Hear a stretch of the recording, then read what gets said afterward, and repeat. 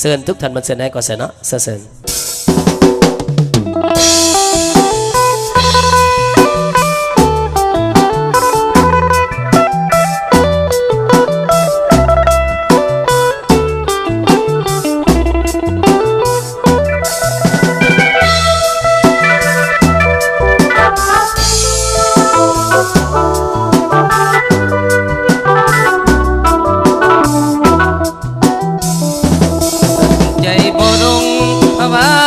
พาบุงตลอดมา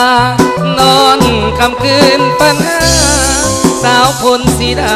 แก้วใจสาวบ้านนาทองคนสวัสดิ์ก็งามใสไหลสาวนาเหล่าคนทางงามหลายลงฮักปากใจสาวบ้านทุ่งสาวนายางอยากได้นวลนางเคียงนอนสาวนาน้องคุณอย่างแง่งอนเห็นใจไว้ก่อนเถิดนาหน้ามนนาสวกสร้างใหญ่คนหอคนไทยจงอีตุนรอให้ผ่านหน้าฝนสิขอหน้ามนแต่งงานหากได้กับน้องบ่บังคองสีหางไหลสีพาวันขึ้นโดยสารไปท่องเที่ยวจากวันเที่ยวสมคาตวงคงเงียมทะเลตอนจันท่องเที่ยวแดนสวรรค์เห็นตัวน้องนั้นจะพอใจคงสุขสมปองหากได้เคียงกองสาวนาสูสีบุญเฮืองสมตูอยากจะมาอยู่คู่นอนเลื่อยไป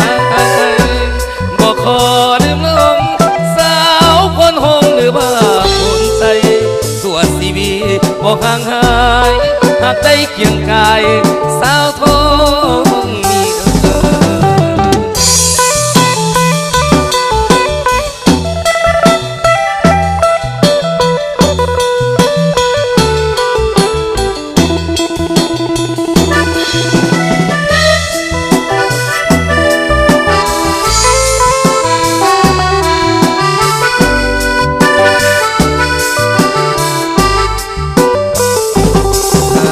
กับน้องบ่บังคองสีหางไหลสีพาปันใจขึ้นโดยสารไปท่องเที่ยวจากวันเที่ยวสมคาตวงคงเห็นทะเลตอนจันท่องเที่ยวแดนสวรรค์จนกลัวน้องนั้นจะพอใจคงสุขสมปองหากได้เคียงคองสาวนาสูสีบุญเฮืองสองตูอยากจะมาอยู่คู่นอนเลื่อยไปบอกขอลืมลงสาวคนหงหรือว่าคนใสสวดชีวิตบอกห่างหายหากได้เคียงกายสาวทอง